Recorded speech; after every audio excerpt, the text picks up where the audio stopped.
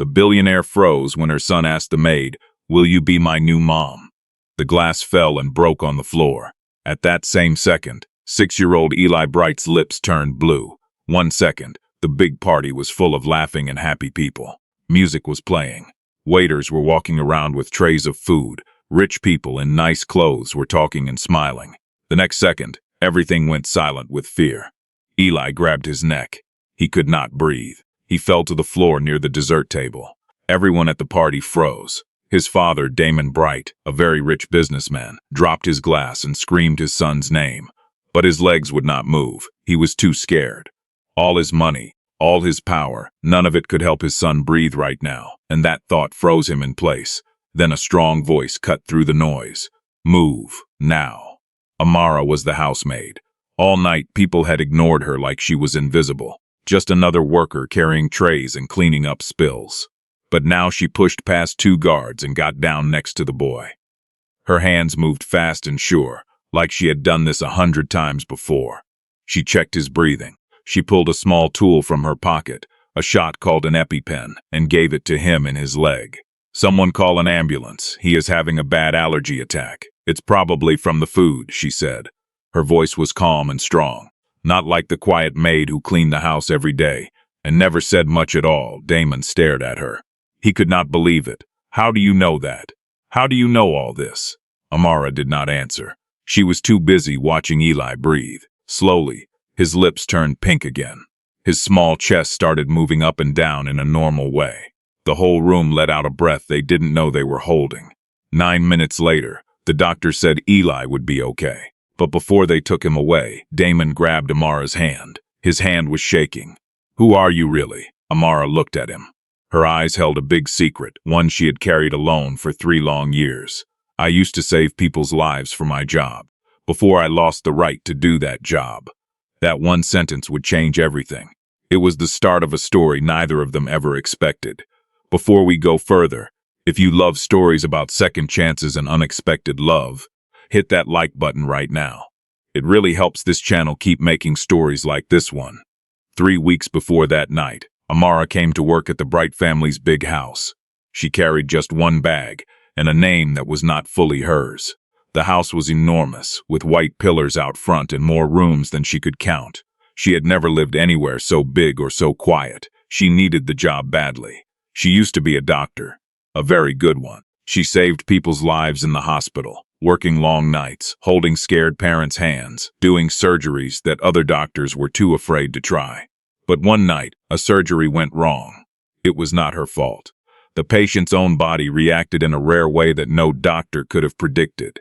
But a rich and powerful family blamed her anyway.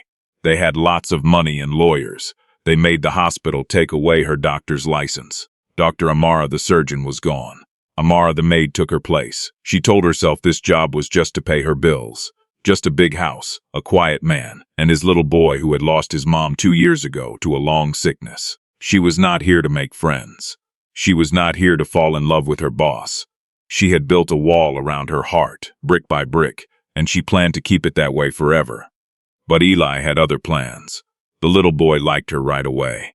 He followed her around the house with his stuffed dinosaur under his arm. He helped her clean, even though he mostly just made more mess. He asked 100 questions, like why the sky is blue, why dogs can't talk, and if his mommy in heaven could see him when he waved at the clouds.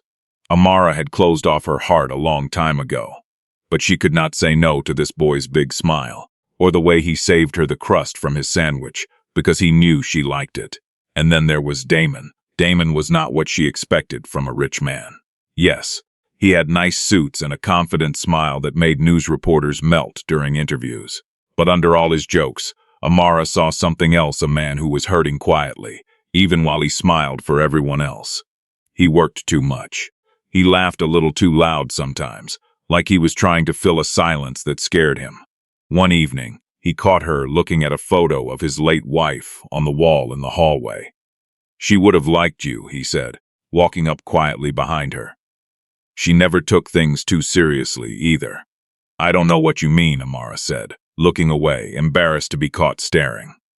"You argued with me for 10 minutes about how to fold a bedsheet correctly. I run a huge company. Hundreds of people work for me. Nobody argues with me anymore. It was nice." His eyes crinkled with a small smile.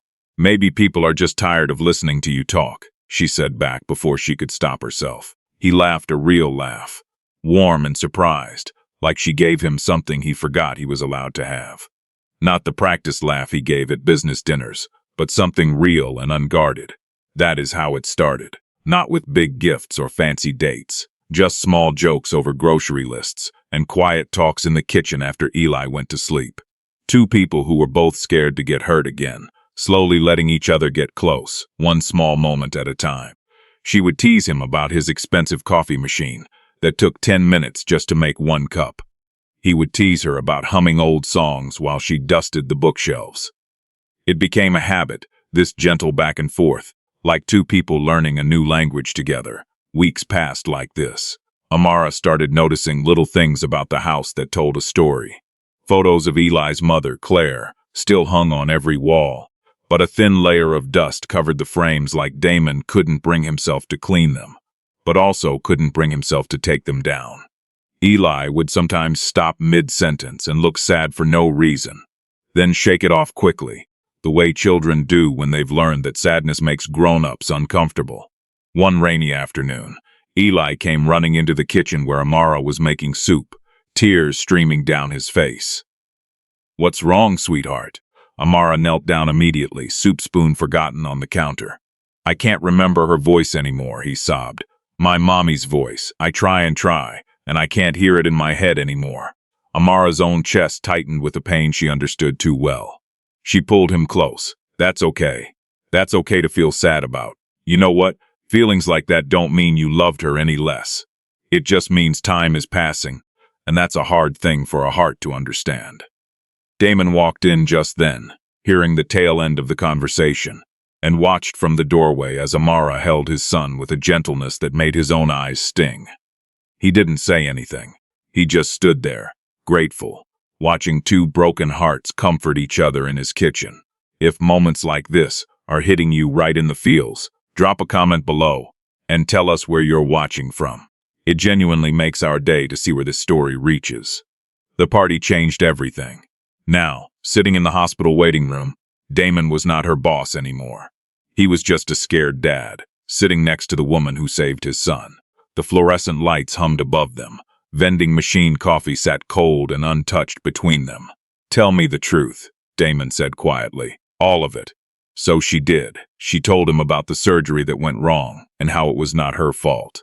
She told him about the rich Ashford family who got angry and made the hospital fire her. She told him how no hospital would hire her after that, how her name became a warning whispered in medical circles. So she changed her name and became a maid, just to survive, just to keep a roof over her head while the world she'd built for herself crumbled around her. Damon listened without saying a word. His face grew serious, his jaw tightening the way it did before an important business decision. "The Ashford family," he said slowly. "Bradley Ashford, the one on the city council, you know him? I know his type." Something dangerous flashed in Damon's eyes. "Amara, you just saved my son's life using skills a bad system took away from you. That ends now. I am going to help you get your doctor's job back. Damon, you don't understand how powerful they are. I have more money and better lawyers than the Ashfords could ever dream of," he said simply. "For once, let someone fight for you." It should have felt too fast, but instead, it felt like someone finally saw the real her. Not the maid, not the disgraced doctor, just Amara. The woman underneath all the titles the world had given and taken away from her. The next morning, Damon called his top lawyer before he'd even had his coffee. He gathered his best legal team into his home office and laid out everything Amara had told him. "I want every stone turned over," he told them. "Every document, every witness, every email. I don't care what it costs." His lawyer, a sharp woman named Patricia who had worked with Damon for over a decade, raised an eyebrow. "This is a lot of effort for your housekeeper, Damon." "She's not just my housekeeper," he said, and something in his voice made Patricia stop asking questions. Meanwhile, Amara began spending her evenings after Eli went to bed teaching Damon about her old life, the hospital, the patients she remembered most, the surgery that had gone wrong. She showed him old photos on her phone of herself in scrubs, smiling, exhausted but happy, standing beside colleagues who had once been like family. Damon saw a version of her he hadn't known existed, and it only made him admire her more. "You really loved it," he said one night, looking at a photo of her performing surgery, focused and alive. "Being a doctor, more than anything," she admitted. "I used to feel like I had a real purpose, like every day mattered because I could actually change someone's life. Now I just clean up messes that aren't life or death." "You cleaned up my son's mess at that party," Damon said gently. "That was very much life or death." Amara smiled, the first truly relaxed smile Damon had seen from her. "That was an exception." "Maybe it wasn't an exception," Damon said quietly. "Maybe it was who you really are, finally showing through." 2 weeks later, Amara stood in the garden, reading through papers Damon's lawyers gathered for her case. For the first time in years, she felt hope blooming in her chest like something long asleep waking up. Then her phone rang. Unknown number. "Dr. Whitfield," said a cold, smooth voice. "It's been a long time." Her whole body went cold. It was Bradley Ashford. "I hear you found yourself a very rich new boss," he said, his voice thick with amusement. "It would be a shame if everyone found out the sweet housekeeper is really the doctor who almost hurt my daughter. Think about the headlines. Think about what it would do to little Eli, right after everything he's been through. Children are so fragile when their world falls apart, aren't they?" "What do you want?" Amara whispered, her hand gripping the phone so tightly her knuckles went white. "Leave. Quietly. Tonight. Or I tell everyone in this city who you really are. And I make sure the bright name is dragged through the mud right alongside yours." The call ended. Amara stared at her phone, hands shaking. In the yard, Eli was laughing and splashing in the pool with his father. He had no idea that the woman he now called his person was about to leave forever, just to keep him safe from a scandal she never asked for. That night, Amara packed her bag, crying quietly in the small room she'd been given at the back of the house. She didn't leave a note. What could she even say? That she was leaving because being happy for the first time in years felt too dangerous. That loving them both had become the very thing that could hurt them most. She made it almost to the front gate, suitcase wheels crunching on the gravel driveway. Then car lights lit up the darkness. Damon jumped out before the car even stopped, his face full of worry. "Going somewhere?" "Damon, please, just let me go. It's safer this way." "Safer from what?" When she didn't answer, he understood. "Ashford called you, didn't he?" Her silence was the answer. Damon's face changed. This was not the joking, easygoing Damon she knew. This was the man who built a huge company from nothing, who negotiated deals worth billions without blinking. The man who never gave up. "Go back inside, Amara. I need to make some calls." "You don't know what he can do." "No," Damon said, gently taking her bag from her hands. "You don't know what I can do. Bradley Ashford has bullied people for years who couldn't fight back. He's never met someone who actually could. Until now. Speaking of people who won't back down, if you're new here, go ahead and hit that subscribe button. We post new stories like this every single week, and you don't want to miss what happens next."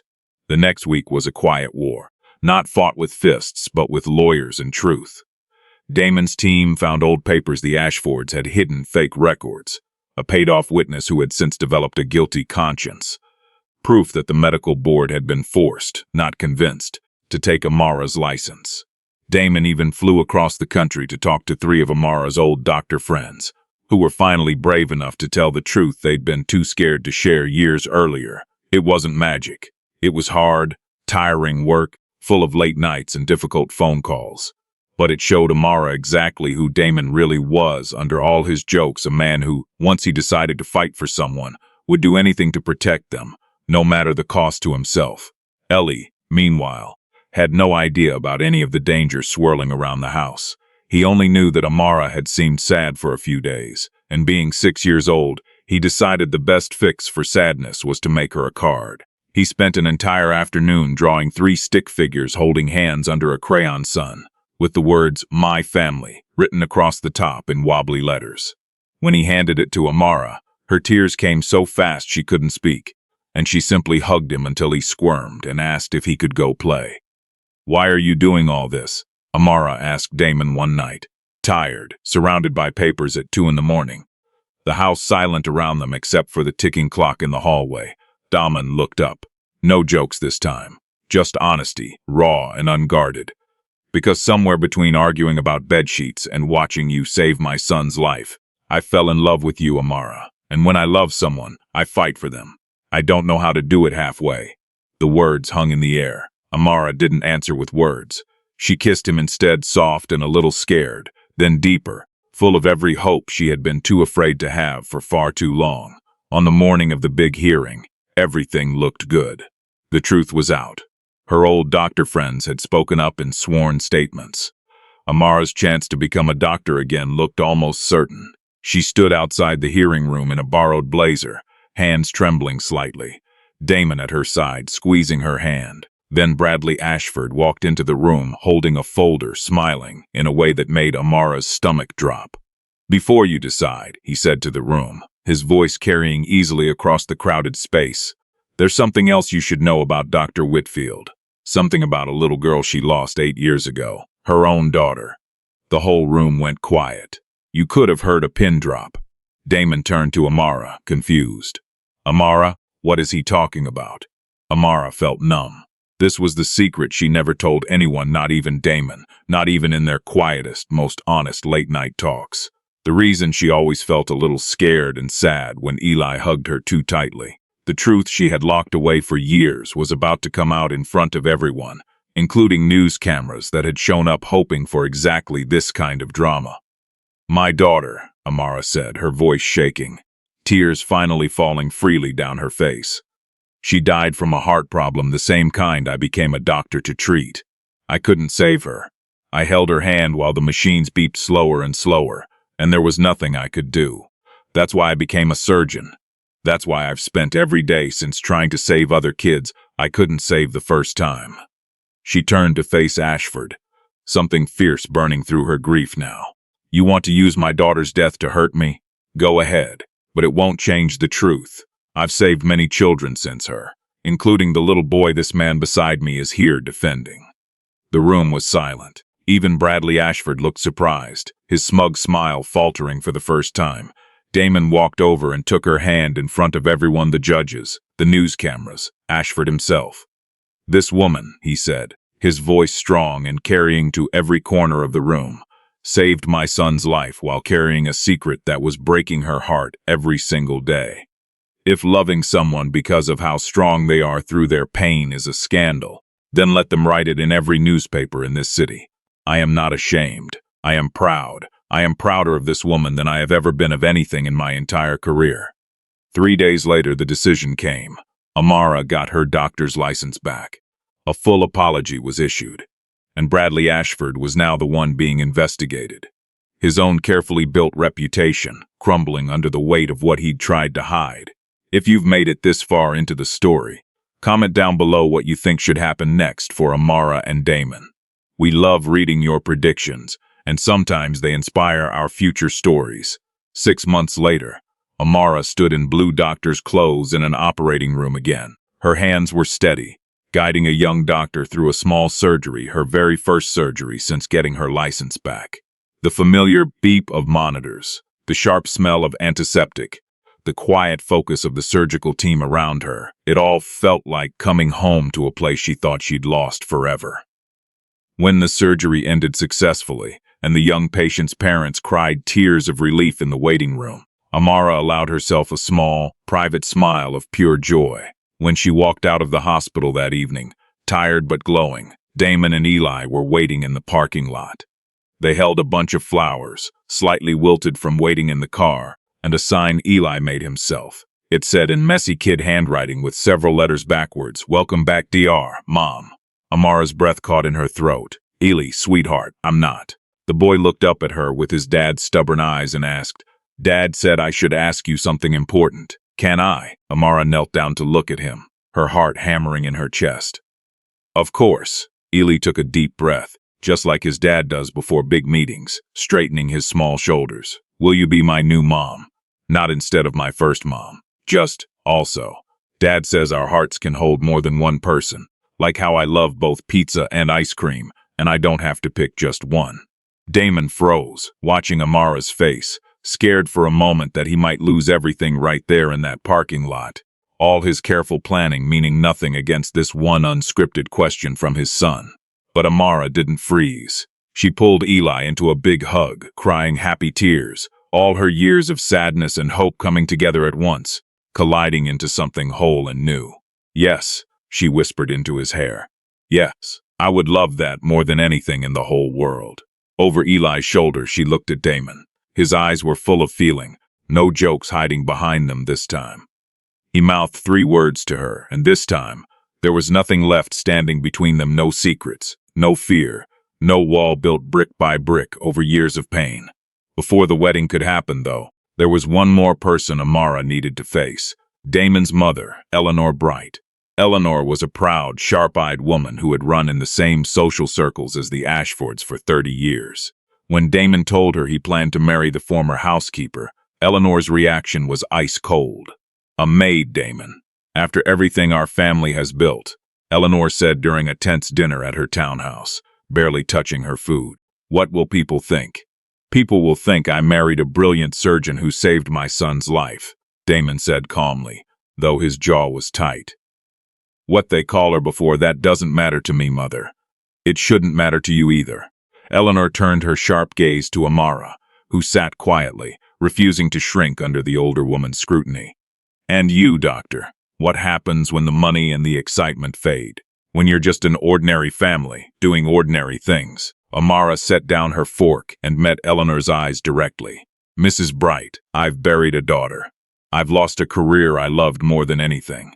I know exactly what it looks like when everything ordinary and extraordinary falls apart at once. I'm not scared of ordinary. I'm scared of losing people I love, and I already know how to survive that. So respectfully, your question doesn't frighten me." The room went silent. For a long moment, Eleanor simply studied her, the way she studied business partners before deciding whether to trust them. Then slowly, something in her expression softened. "Well," Eleanor finally said, picking her fork back up. "At least you're not afraid of me. That's more than I can say for half the board members at Bright Industries." It wasn't quite approval, but it was the beginning of respect.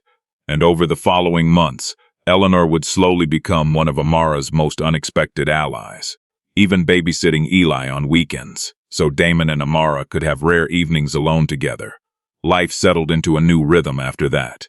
Amara balanced her growing hospital schedule with school pickups and bedtime stories, something she once thought she'd never get to experience again after losing her daughter. Damon learned to cook simple dinners on the nights Amara worked late, usually badly, filling the kitchen with smoke at least once a week while Eli laughed and pretended to call the fire department with a toy phone. There were hard days, too.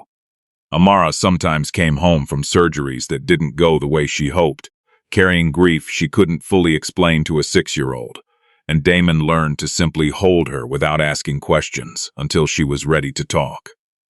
There were nights when Eli woke up from nightmares about his mother, and Amara would sit with him until sunrise, singing softly, learning slowly which songs helped him fall back asleep.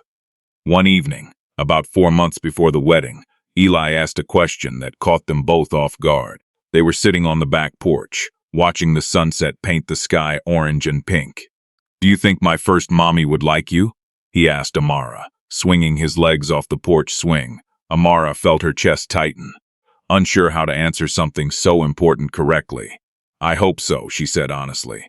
"I think any mommy would want someone who loves her little boy as much as I love you." Eli nodded thoughtfully, the way small children do when they've decided something is true and settled. "I think she'd like you too." Dad smiles more now. "I think that would make her happy." Damon, who had been listening quietly from the doorway, had to turn away for a moment to wipe his eyes before either of them noticed. If stories about blended families and second chances speak to you, make sure you're subscribed so you never miss the next one. We have so many more heartfelt stories coming your way. They got married the next spring, in the same garden where Amara once tried to walk away to protect the people she loved. White flowers lined every path, the same path where Amara had once dragged her suitcase toward the front gate, terrified and heartbroken. Now, string lights hung between the trees, and rows of chairs filled with people who had watched this unlikely love story unfold, hospital colleagues who had finally spoken up for Amara, Damon's business partners, who had grown to respect her fierce spirit, and even a few nurses from her old hospital who wept happy tears throughout the entire ceremony.